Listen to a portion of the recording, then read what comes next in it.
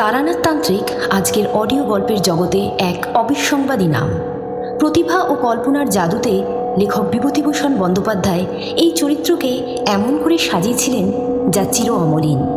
আজ রইল সেই লেখকের নিজের লেখা এক তন্ত্র গল্প।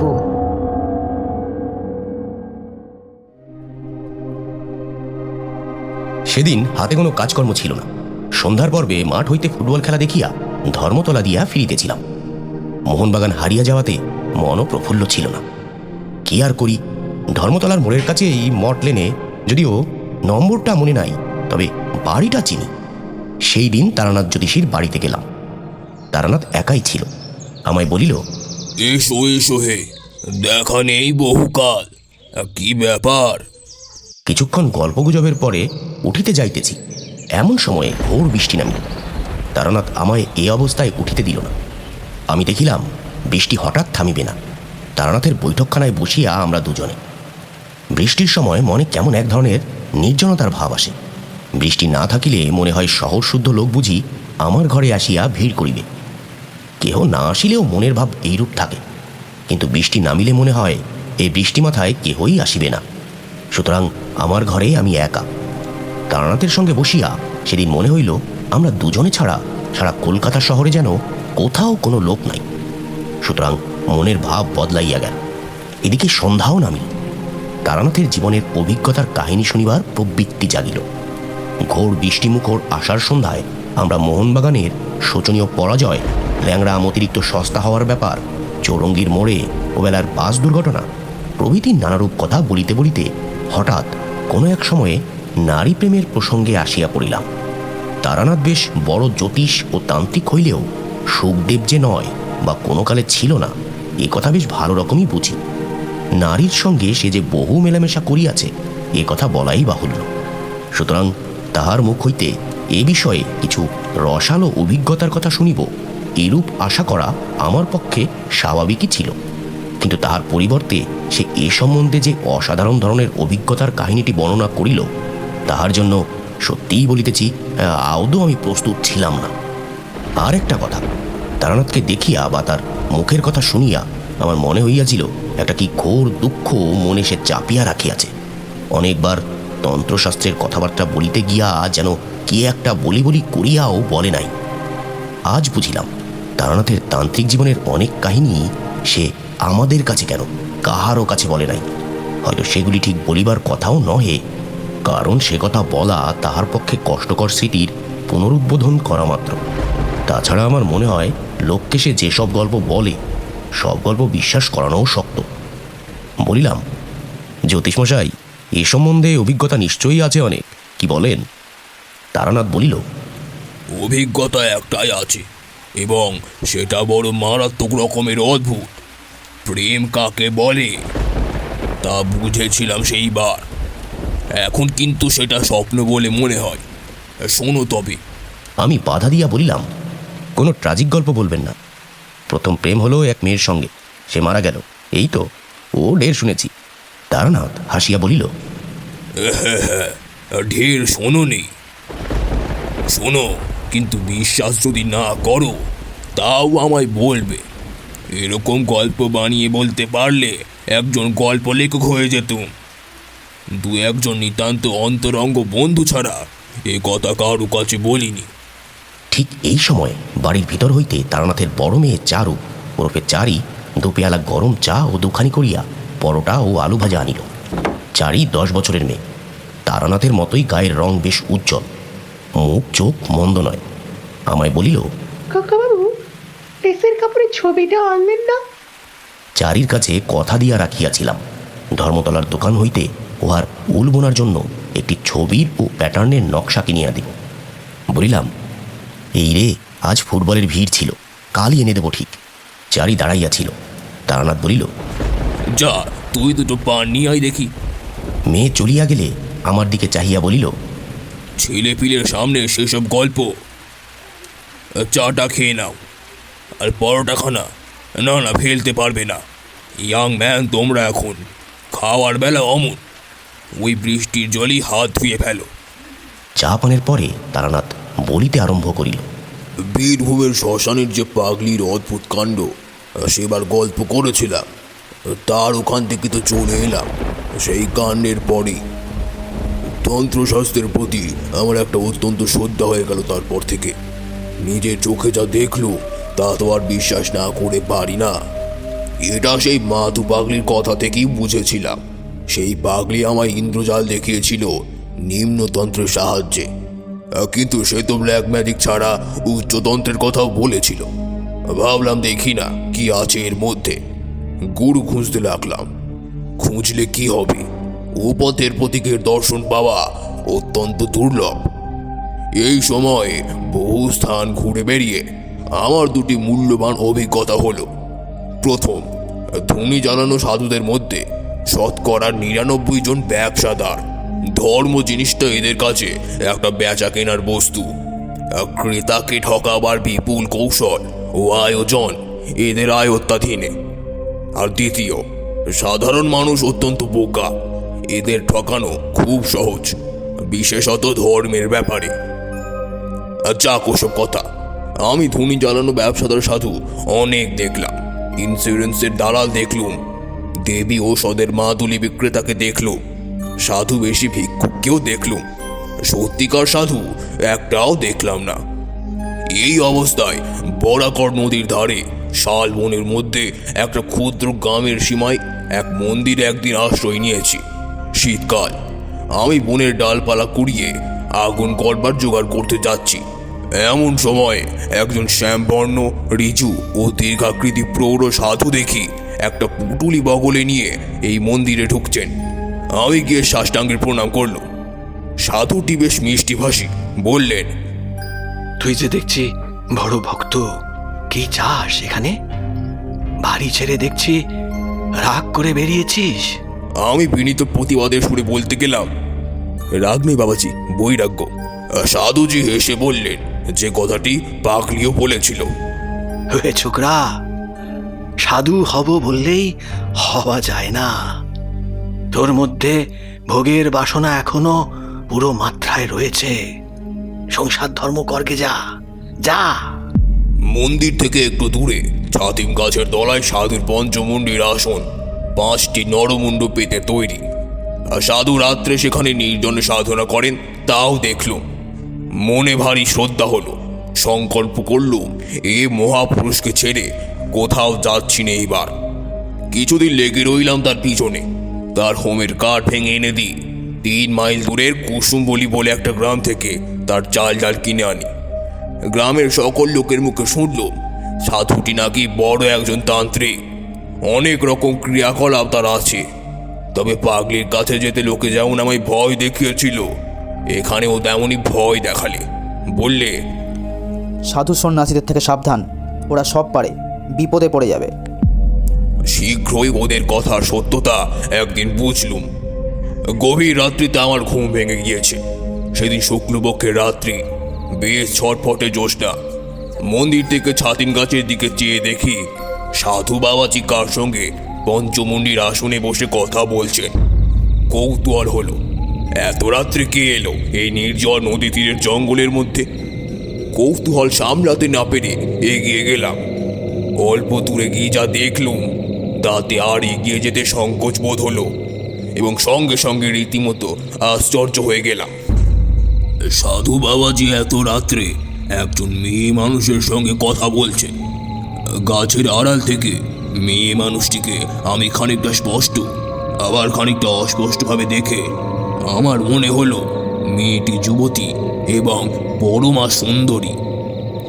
এত রাত্রে গুরুদেব কোনো মেয়ের সঙ্গে কথা বলছেন, সে মেয়েটি এলোই বা কেমন করে এত নির্জন এই জায়গায়? যাই হোক, আর বেশি দূর অগ্রসর হলেই ওরা আমায় টের পেয়ে যাবে। মনে কেমন ভয়ও হলো। সেদিন চলে গেলাম।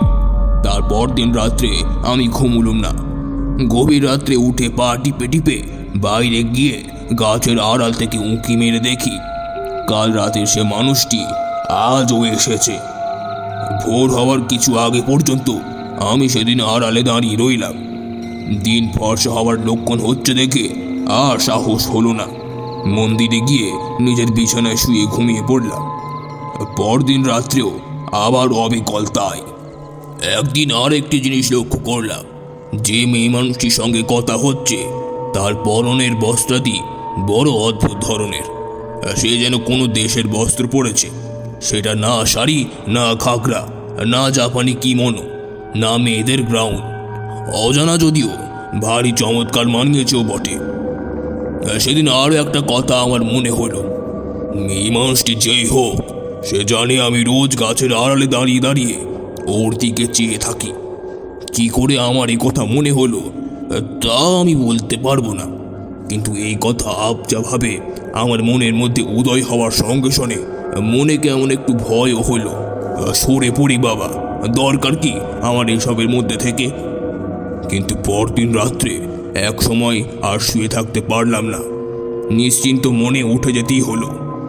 সেদিন আর একটি জিনিস লক্ষ্য করলাম, মেয়ে মানুষটি যখন থাকে তখন এক ধরনের খুব মৃদু সুগন্ধ যেন বাতাসে পাওয়া যায়। এই কদিনও এই গন্ধটি পেয়েছি, কিন্তু ভেবেছিলাম কোনো বন্য ফলের গন্ধ হয়তো। আজ বেশ মনে হলো এই গন্ধের সঙ্গে ওই মেয়েটির উপস্থিতির একটা সম্বন্ধ বর্তমান। এই রকম চলল আরও 10 দিন 12। তারপর সাধু ডাকিল বরাকর্ণা কোর্ড আমার এক গাড়োয়ালি জমিদার বাড়িতে কি যেন শান্তি সস্তান করার জন্য। সাধুজি প্রথমে যেতে রাজি হননি। 2 দিন তাদের লোক ফিরে গিয়েছিল, কিন্তু তৃতীয়বারে জমিদারের ছোট ভাই নিজে পালকি নিয়ে এসে সাধুকে অনেক খোসামত করে নিয়ে গেলেন। মনে মনে ভাবলাম এ আর কিছু নয়, সাধুজি সেই মেয়েটিকে ছেড়ে একটি রাত্রিও বাইরে কাটাতে রাজি নন। কিন্তু নিকটে কোথাও বস্তি নেই, মেয়েটি আসেই বা কোথা থেকে? আর সাধারণ সাঁওতাল বা বিহারি মেয়ে নয়। আমি অনেকবার দেখেছি সেটা, এবং প্রত্যেকবারই আমার দৃঢ় বিশ্বাস হয়েছে এ কোনো বড় ঘরের মেয়ে। যেমন রূপসী তেমনই তার অন্তত ধরনের অতি চমৎকার এবং দামি পরন পরিচ্ছদ। হঠাৎ আমার মনে একটা দুষ্ট বুদ্ধি জাগল। আমার মনে হয়েছিল মেয়েটিকে সাধুজির হয়তো খবর দেওয়ার সুযোগ হয়নি। দেখাই যাক না আজ রাত্রে আসে কিনা। তখন ছিল অল্প বয়স, তোমরা যাকে বলো রোম্যান্স, তার মানে তখন যে আমার যথেষ্টই ছিল। এতে তুমি আমাকে দোষ দিতে পারো না। নির্দিষ্ট সময়ের কিছু আগে রাত্রে সেদিন আমি নিজেই গিয়ে পঞ্চমন্ডির আসনে বসে রইলাম, মনে ভয়ানক কৌতূহল। দেখি আজ মেয়েটি আসে কিনা। কেউ কোনো দিকে নেই, নির্জন রাত্রি।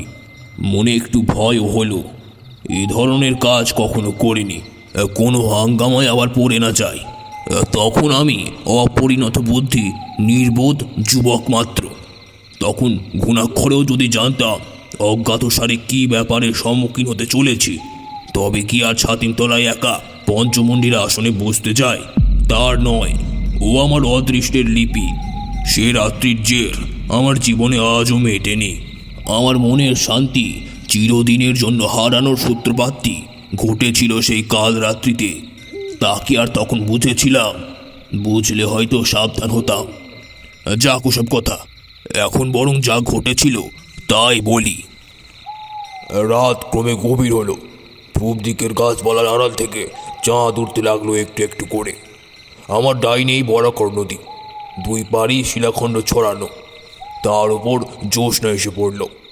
সেই নদীর পাড়ি ছাতিমতলা ও পঞ্চমন্ডির আসন। আমি যেখানে বসে আছি, আমার বাঁ দিকে খানিকটা ফাঁকা ঘাসের মাঠ, তারপর শালবন শুরু হয়েছে। হঠাৎ সামনের দিকে চেয়ে আমি চমকে উঠলাম। আমার সামনে সেই মেয়েটি কখন এসে দাঁড়িয়েছে এমন নিঃশব্দে, এমন অতর্কিতভাবে যে আমি একেবারে কিছু টের পাইনি। অথচ আগেই বলেছি, আমার একদিকে বরাকর নদীর জ্যোৎস্না ওঠা শিলাবৃষ্টিত পাড়, আর একদিকে ফাঁকা মাঠ। আসনে বসা পর্যন্ত আমি সতর্ক দৃষ্টিও রেখেছি।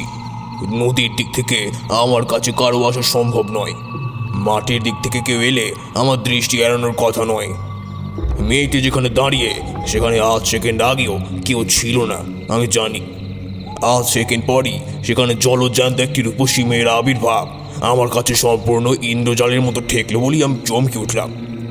সঙ্গে সঙ্গে সে মৃদু মধু সুগন্ধ আমার সারা দেহ মন অবশ আচ্ছন্ন করে তুলল। আমার জ্ঞানও বোধহয় ছিল তারপর থেকে মাত্র 1 সেকেন্ড। তারপরে কি ঘটলো আমি আর কিছুই জানি না। যখন আমার জ্ঞান ফিরল তখন ভোর হয়ে এসেছে। উঠে দেখি সারা রাত সেই পঞ্চমন্ডির আসনই আমি অজ্ঞান হয়ে পড়েছিলাম। নৈশ শীতল বায়ুতে বাইরে সারা রাত পড়ে থাকায় দারুণ গায়ে ব্যথা হয়েছে, গলা ভার হয়েছে।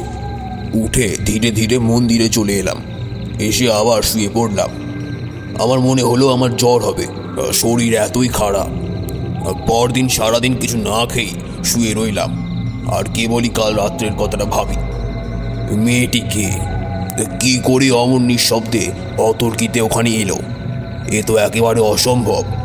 অসামান্য রূপসী যে মেয়েটা অজ্ঞান হয়ে পড়বার পড়বে, ওই কয়েক সেকেন্ডের মধ্যেই তো আমি তাকে দেখে নিয়েছিলাম।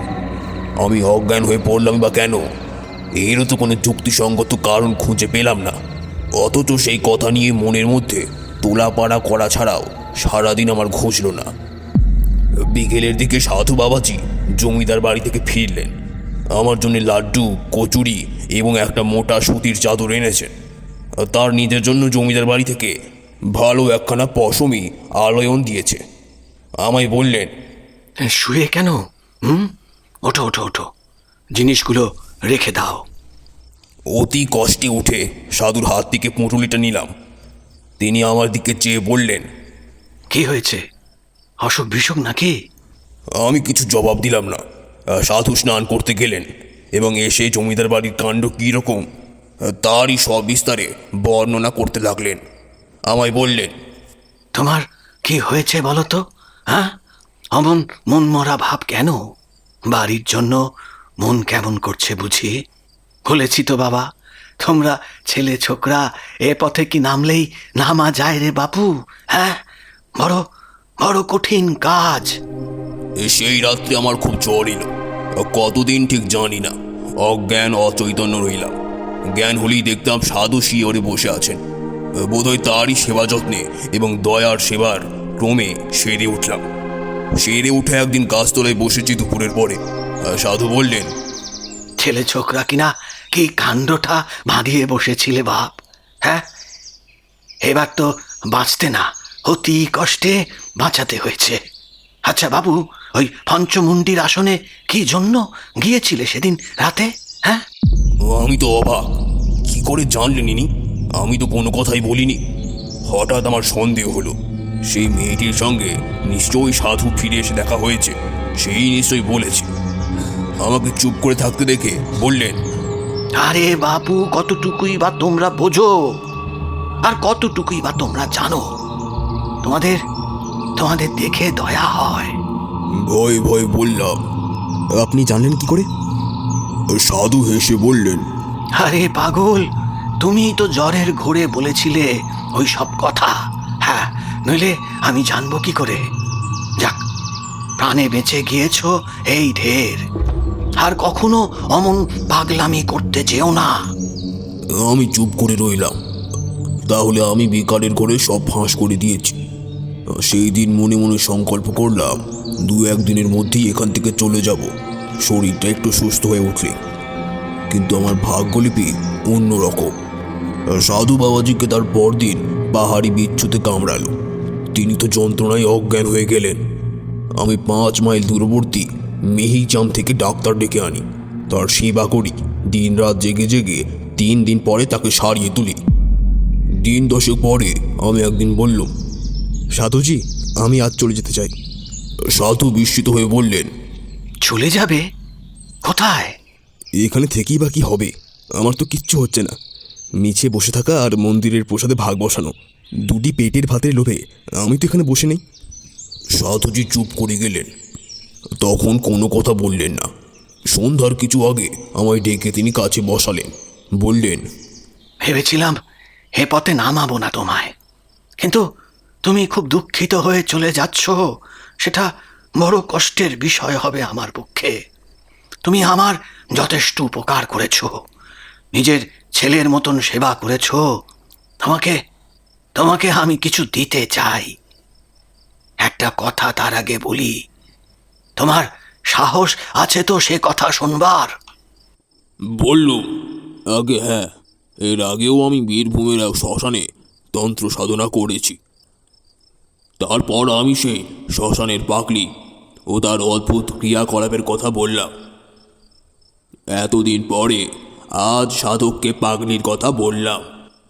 সাধু অবাক হয়ে বললেন, সে পাগলিকে তুমি চেনো? আরে সে যে অতি সাংঘাতিক মেয়ে মানুষ। তুমি তার হাত থেকে যে এত সহজে উদ্ধার পেয়ে এসেছো, সে তোমার ওই পূর্বজন্মের পুণ্য। ওর নাম মাতু পাগলি, মাতঙ্গিনী। ও নিম্ন শ্রেণীর তন্ত্রে ভয়ানকভাবে সিদ্ধ। ওর সংস্পর্শে গিয়ে পড়েছিলে, কি সর্বনাশ! ওকে আমরা পর্যন্ত ভয় করে চলি। কিরকম জানো? যেমন ওই লোকে খ্যাপা শেয়াল, কুকুর কি গোগ্র সাপকে ভয় করে। ও সেই জাতীয়। অসাধারণ ক্ষমতা ওর নিম্নতন্ত্রের ওপর। ওর ইতিহাস বড় অদ্ভুত, সে একদিন বলবো। হ্যাঁ, তা কতদিন ওর সঙ্গে ছিলে? প্রায় 2 মাস। সাধুজি বললেন, যখন ওর সঙ্গে ছিলে তখন কিছু কিছু অধিকার হয়েছে তোমার। তোমাকে আমি মন্ত্র দেব, কিন্তু তুমি যুবক, তোমার মনের ভাব আমি জানি। তুমি কি জন্যে রাত্রে পঞ্চমুণ্ডির আসনে গিয়েছিলে বলো তো? আমি লজ্জায় মাথা নিচু করে রইলাম। মনের গোপনে পাপ নেই। যদি পঞ্চমুণ্ডির আসনে বসে থাকি, তবে সেই অপরিচিতা নিশা বিহারিণী রূপসীর টানে যে এই কথা গুরুস্থানীয় ব্যক্তির কাছে স্বীকার করব কেমন করে? সেই দিন সাধু অতি অজ্ঞাত ও গোপনীয় কথা আমায় বললেন। কিন্তু একটা কথা তুমি জানো না, সেটা আগে বলি। তুমি সেদিন যাকে রাত্রে ছাতিম তলায় বসে দেখেছিলে, তিনি তোমার আমার মতো দেহধারী মানুষ নন। শুনে তো আমার গা শিউরে উঠল। দেহধারী জীব নয় বলে কি রে বাবা? তবে কি ভূত পেদনি নাকি? সাধুজি বললেন, তোমায় এ কথা বলতাম না যদি না শুনতাম যে তুমি ওই মাতু পাগলির সঙ্গে ছিলে। আচ্ছা, শুনে যাও। আমার গুরুদেব ছিলেন কালিকানন্দ ব্রহ্মচারী। হুগলি জেলায় জেজুর গ্রামে তার মঠ ছিল। মস্ত বড় সাধক ছিলেন। কুলার নব আর মহা ডামর, এই 2 শ্রেষ্ঠ তন্ত্রে তার সমান অধিকার ছিল। মহা ডামর তন্ত্রের একটি নিম্ন শাখার নাম ভূত ডামর। আমি তখন যুবক, তোমারই মতো বয়স। স্বভাবতই আমার ঝোঁক গিয়ে পড়ল ভূত ডামরের ওপর। গুরুদেব আমার মনের গতি বুঝতে পেরে ও পথ থেকে ফেরাবার যথেষ্ট চেষ্টা করেছিলেন, কিন্তু তাই কি হয়? অদৃষ্ট লিপি তবে আর বলেছে কাকে? এই তোমার যেমন। আমি বললাম, ও পথ থেকে ফেরাতে চেষ্টা করেছিলেন কেন? ও পথ প্রলোভনের পথ, বিপদের পথ। ভূত ডামর তন্ত্র নানা প্রকার অশরীরী উপদেবীদের নিয়ে কারবার করে। তন্ত্রের ভাষায় এদের সাধারণ নাম যোগিনী। জপে ও সাধনায় বশীভূত হয়ে এদের মধ্যে যে কেউ, যার সাধনা তুমি করবে, সে তোমার আপন হয়ে থাকতে পারে। নানাভাবে এদের সাধনা করা যায়। কিঙ্কিনী দেবীকে মাতৃভাবে পেতে হয়, কনকাবতী দেবীকে পাওয়া যায় কন্যাভাবে, কিন্তু বাকি সব যোগিনীদের যে কোনোভাবে সাধনা করা যায় এবং যে কোনোভাবে পেতে পারা যায়। এই সব যোগিনীদের কেউ ভালো, কেউ মন্দ। এদের জাতি নেই, বিচার নেই, ধর্ম নেই। কোনো গণ্ডি বা বাধ্যবাধকতার মধ্যে এরা আবদ্ধ নন। ভূত ডামরে এই সাধনার ব্যাপারে বলে দেওয়া আছে। ভূত ডামরের প্রথম শ্লোকই হল অখ্যাতং সর্বখ্যামি যোগিনী সাধনোত্তম মম সর্বার্থ সাধনাং নাম দেহিনাং সর্বসিদ্ধিতম অতিগ্রহা মহাবিদ্যা দেবানামপি দুর্লভা। তুমি সেদিন যাকে দেখেছিলে, তিনি এই রকম একজন জীব। তোমার সাহস থাকে সে মন্ত্র আমি তোমায় দেব, কিন্তু আমি তোমায় নিষেধ করব। হ্যাঁ, আমার নিষেধ যদি শোনো, তবে এ পথে তুমি নেমো না। এতটা বলে সাধুজি ভালো করেননি। আমার কৌতূহল বাড়িয়ে দিয়ে তিনি আমায় আর কি সামনে রাখতে পারেন? আমি নাছোড়বান্দা হয়ে পড়লাম। মন্ত্র জানতেই হবে। সাধুজি বললেন, তবে কনকাবতী দেবী সাধনার মন্ত্র নাও, কন্যা ভাবে পাবে দেবীকে। আমি চুপ করে রইলাম। তিনি আবার বললেন, তবে কিঙ্কিনী সাধনার মন্ত্র।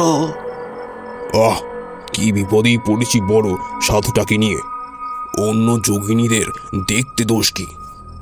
সাধু আমায় চুপ করে থাকতে দেখে বললেন, বেশ, আমি তোমাকে মধু সুন্দরী দেবী সাধনার মন্ত্র দিচ্ছি। একে কন্যা ভাবে, ভগ্নী ভাবে বা ভার্যা ভাবে পেতে পারো। তবে আমার কথা যদি শোনো, কখনো ভার্যা ভাবে পেতে যেও না। এর বিপদের দিক বলি। ভার্যা ভাবে সাধন করলে তিনি তোমাকে প্রণয়ের মতন দেখবেন, কিন্তু এরা মহাশক্তিশালিনী যোগিনী, সাধারণ মানবী নয়। এদের আয়ত্তের মধ্যে রাখা বড় শক্ত। হয় তোমাকে পৃথিবীর মধ্যে সর্বাপেক্ষা সুখী মানুষ করে রাখবে, হয়তো একেবারে উন্মাদ করে ছেড়ে দেবে। সামলাতে পারা বড় কঠিন। সাধুজি আমায় মন্ত্র দিলেন এবং বললেন, বাবা, এই জায়গা থেকে তোমায় চলে যেতে হবে। তোমায় এখানে আমি আর রাখতে পারি নে। এক জায়গায় দুজন সাধকের সাধনা হয় না। বেশ ভালো, আমিও তা চাইনি। আমার ভয় ছিল হয়তো সাধুজিও মাতু পাগলির মতো হিপনোটিজম জানে এবং খানিকটা অভিভূত করে যা তা দেখাবে আমায়। তারপর এবার আমি তারানাথের কথায় বাধা দিয়া বলিলাম, কেন? আপনি যে সচক্ষে পঞ্চমন্ডির আসনে কিমতি দেখেছিলেন, তখন তো সাধু সেখানে ছিলেন না। তারপর আমার টাইফয়েড জ্বর হয় বলিনি? হয়তো পঞ্চমন্ডির আসনে যখন বসে তখনই জ্বর আসছে। সে সময় জ্বরের পূর্বাবস্থায় অসুস্থ মস্তিষ্কে কি বিকার দেখে থাকবো? হয়তো চোখের ধাঁধা। জ্বর ছেড়ে উঠে এ সন্দেহ আমার হয়েছিল, সত্যি বলছি। যাক সে কথা। তারপর ওখান থেকে তো চলে গেলাম বরাকর নদীর ধারে আর একটা নির্জন জায়গায়। ওখান থেকে 5-6 মাইল দূরে একটা গ্রাম ছিল। কিছু দূরে থাকতাম গ্রামের বারোয়ারি ঘরে। গ্রামের লোকে যে যা দিত তাই খেতাম, আর সন্ধ্যার পরে নদীর ধারে নির্জনে বসে মন্ত্র জপ করতাম। এই রকমে 1 মাস কেটে গেল, 2 মাস গেল, 3 মাসও গেল, কিছুই দেখিনি। মন্ত্রের উপর বিশ্বাস ক্রমেই যেন কমে আসছে। তবুও মনকে বোঝালাম। 6 মাস পরে পর্ণহতি ও হোম করার নিয়ম বলে দিয়েছিল সাধুজি। তার আগে কিছুই হবে না। 6 মাসও পূর্ণ হলো। সাধুজি যেমন বলে দিয়েছিল ঠিক সেই সব নিয়ম পালন করলাম। পদ্মা সনং সমস্থায় মৎস্যন্দ্রনাথ সমত্তম আমি সৈন্য পুপস্পয়ং সংপজ্জা মধু সুন্দরীম। বরাকর নদীর তীরে বসে ভাত বাঁধলাম, কই মাছ পোড়ালাম, আঙট কলার পাতায় ভাত ও পোড়া মাছের নৈবেদ্য দিলাম। ডমরের সমিত দিয়ে বালির উপর হোম করে ওং টং টং চং ইং খং মতো সৌন্দর্য নম এই মন্ত্রে আহুতি দিলাম। জাতি ফলের মালা নিতান্ত দরকার। কত দূর থেকে খুঁজে জাতি ফলের মালা এনেছিলাম। তার মালা ও চন্দন আলাদা কলার পাতায় রেখে দেবীর উদ্দেশ্যে নিবেদন করে ধ্যানে বসলাম। সারা রাত কেটে গেল। বললাম, কিছু দেখলেন? কাকস্য পরিবেদন। ঘি চন্দন মিষ্টি কিনতে কেবল কতগুলো পয়সার সাধ্য হয়ে গেল।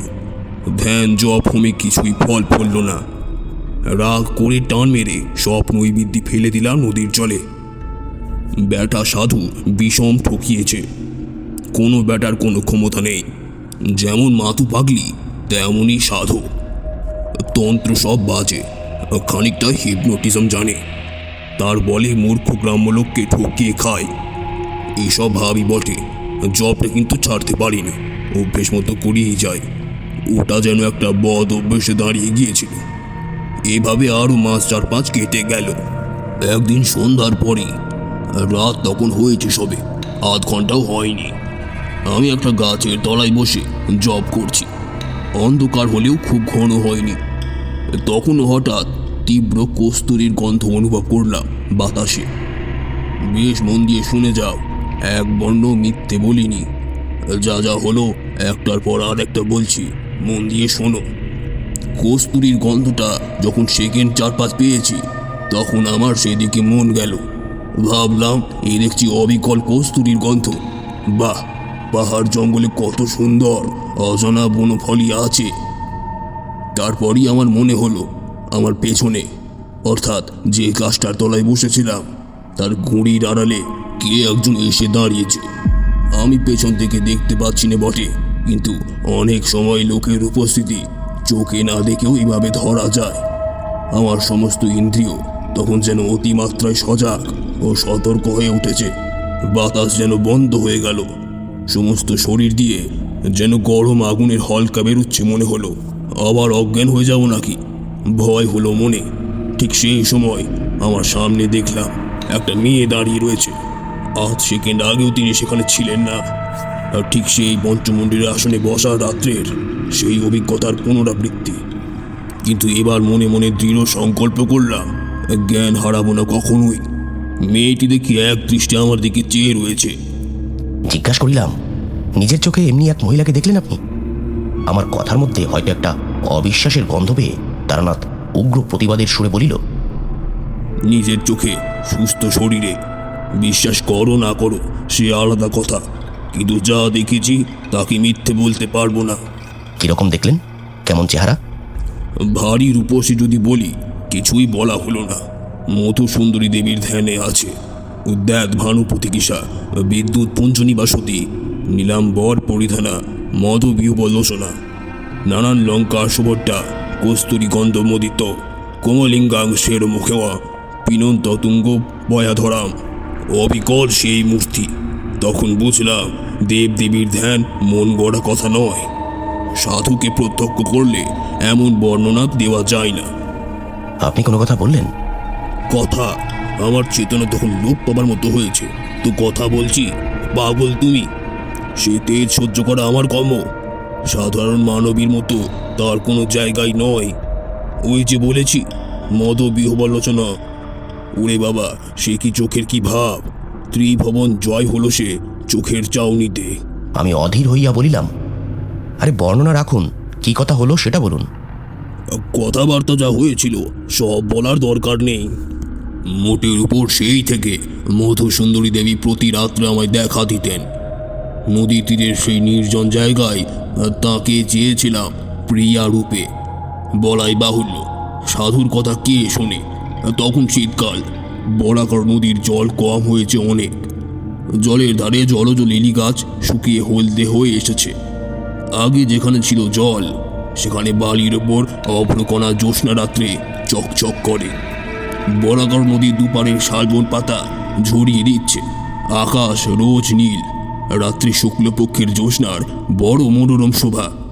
সেই সময় থেকে 3টি মাস দেবী প্রতি রাত্রে দেখা দিতেন। সত্যিকার বাঁচা বেঁচেছিলাম ওই 3 মাস। এইসব কথা বলা এখন আমার পক্ষে বেদনাদায়ক। কত বেদনাদায়ক তুমি জানো না।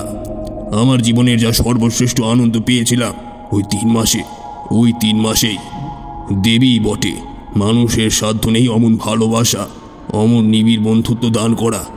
সে এক স্বর্গীয় দান। সে তুমি বুঝবে না। তোমায় কি বোঝাবো?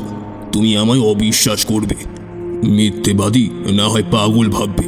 হয়তো ভাবছো এতক্ষণ তুমি কেন, আমার স্ত্রী আমার কথা বিশ্বাস করে না। আমায় তান্ত্রিক সাধু পাগল করে দিয়েছিল গুণজ্ঞান করে। কিন্তু সে সুখের প্রকৃতি ভীষণ তেজস্কর মদিরার মতো। আমাকে তার নেশা দিনে দিনে কেমন যেন অপ্রকৃতিস্থ করে দিতে লাগলো। কিছুই ভালো লাগে না।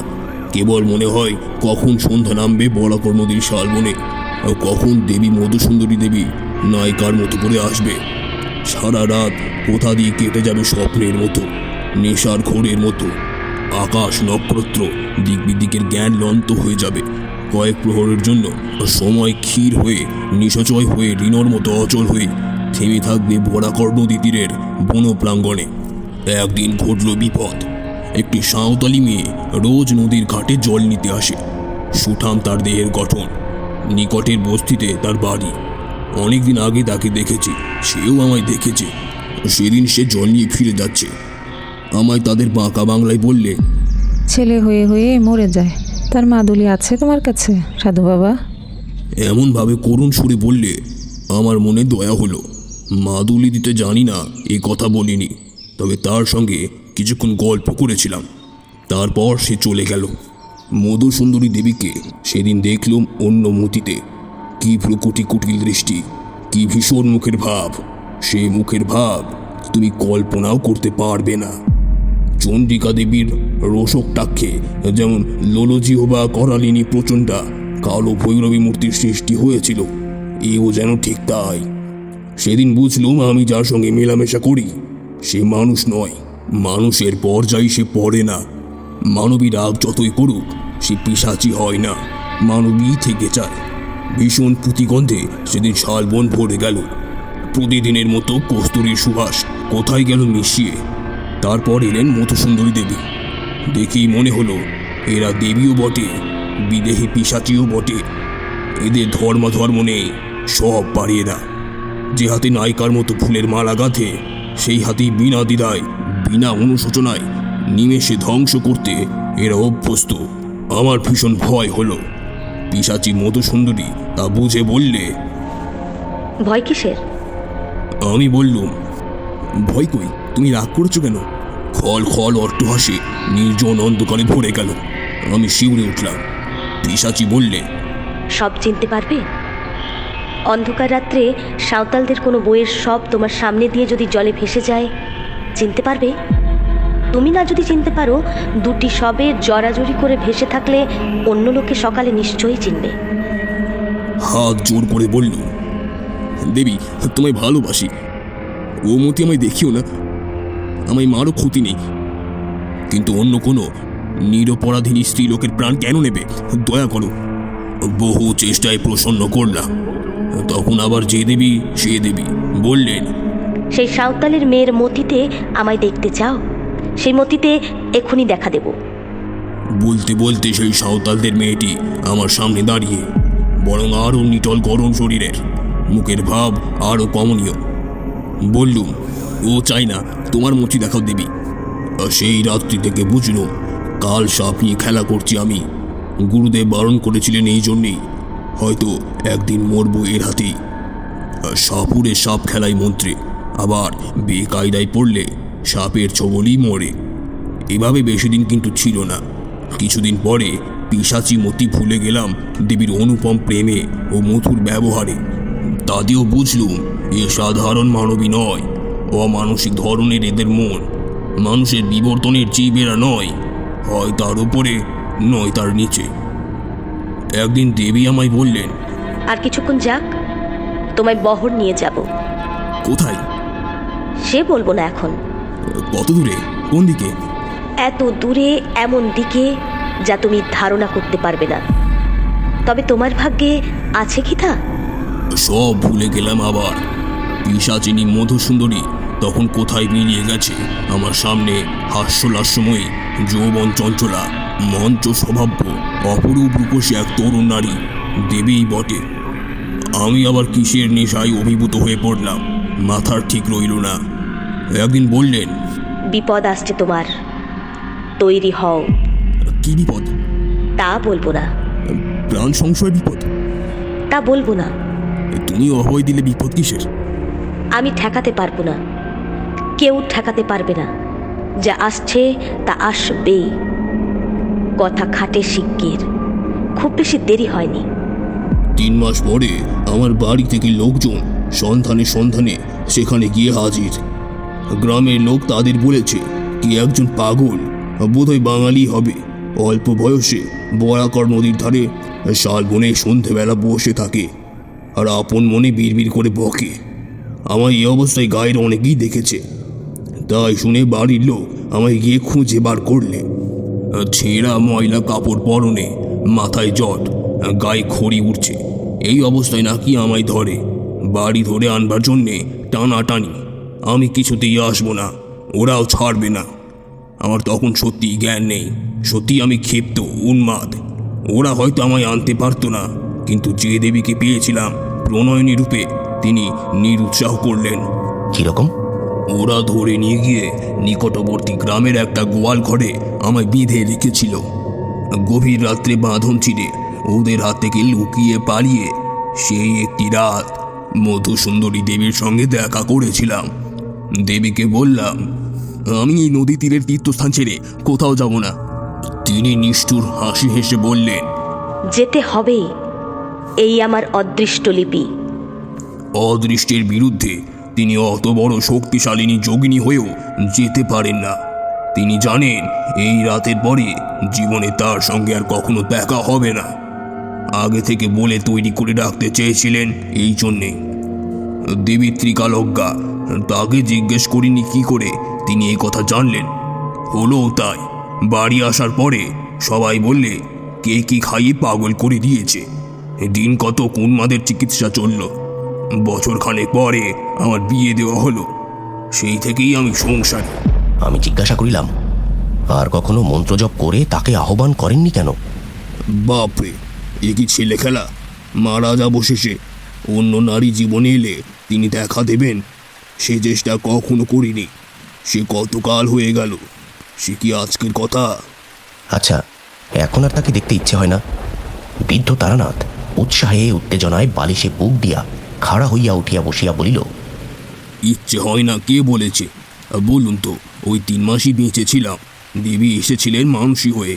এদিকে সরল সর্যশালিনী শক্তিরূপণী যোগিনী, তেজের কাছে ঘেঁষা যায় না, অথচ কি মানবী হয়ে যেতেন যখন ধরা দিতেন আমায়। প্রিয়ার মতো আসতেন কাছে, অমনি মিষ্টি, অমনি ঠোঁট ফলিয়ে মাঝে মাঝে অভিমান করে বরাকর নদীর ধারে শালবন রাত্রির পর রাত্রি তার মধুর হাসিতে জ্যোৎস্নার মতো উজ্জ্বল হয়ে উঠত। এমনই কত রাত ধরে। এক এক সময় ভ্রম হতো তিনি সত্যই মানুষই হবেন। বিদায় নিয়ে যাবার সেই রাত্রিতে বললেন, নদী তীরের এই 3 মাসের জীবন আমিও কি ভুলবো ভেবেছ? আমাদের পক্ষেও এ সম্ভব নয়। ভেবো না আমরা খুব সুখী। আমাদের মতো সঙ্গী হারা জীব কোথায় আছে? প্রেমের কাঙ্গাল আমরাও। কতদিন পরে একজন মানুষে আমাদের সত্যিকারের চাওয়া চায়। তার জন্যে আমাদের মন সর্বদা তৃষিত হয়ে থাকে, কিন্তু তাই বলে নিজেকে সহজলভ্য করতে পারিনে। আগ্রহ করে যে না চায় তার কাছে যাইনে। সে আমার প্রেমের মূল্য দেবে না, নিজেও আনন্দ পাবে না, যা কিনা পাওয়া যায় বহু চেয়ে পাওয়ার পরে। কিন্তু আমাদের অদৃষ্ট লিপি কোথাও চিরদিন থাকতে পারিনে।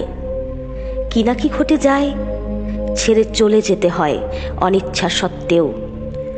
কখন আমাদের ডাকে কজন বিশ্বাস করে? সুখী ভেবো না আমাদের। বলিলাম, এত যদি সুখের ব্যাপার, তবে আপনি ভয়ঙ্কর বলেছিলেন কেন আগে? ব্যাপার ভয়ঙ্কর এই জন্যে যে আমার সারা জীবনটা মাটি হয়ে গেল ওই 3 মাসের সুখ ভোগে। কোনো দিকে মনই দিতে পারিনি। মধ্যে তো দিন কতক উন্মাদ হয়ে গিয়েছিলাম বিয়ের পরেও। তারপর সেরে সামলে ওই জ্যোতিষীর ব্যবসা আরম্ভ করে যা হয় একরকম। সেও দেবীরই দয়া। তিনি বলেছিলেন জীবনে কখনো অন্য কষ্টে আমায় পড়তে হবে না। পড়তে কখনো হয়ও নি, কিন্তু ওতে কি আর জীবনে আনন্দ দেয়? তারানাথ গল্প শেষ করিয়া বাড়ির ভিতরে যাইবার জন্য উঠিল। আমিও বাহির হইয়া ধর্মতলার মোড়ে আসিলাম। এত অদ্ভুত অবাস্তব জগৎ হইতে 20 শতাব্দীর বাস্তব সভ্যতার জগতে আসিয়া যেন হাঁপ ছাড়িয়া বাঁচিলাম। যতক্ষণ তারানাথ গল্প বলিয়া থাকে ততক্ষণ ওর চোখ মুখের ভাবে ও গলার স্বরে গল্পের সত্যতা সম্বন্ধে অবিশ্বাস জাগে না। কিন্তু ট্রামে উঠিয়াই মনে হইল, কি মনে হইল তাহা নাই বা বলিলাম।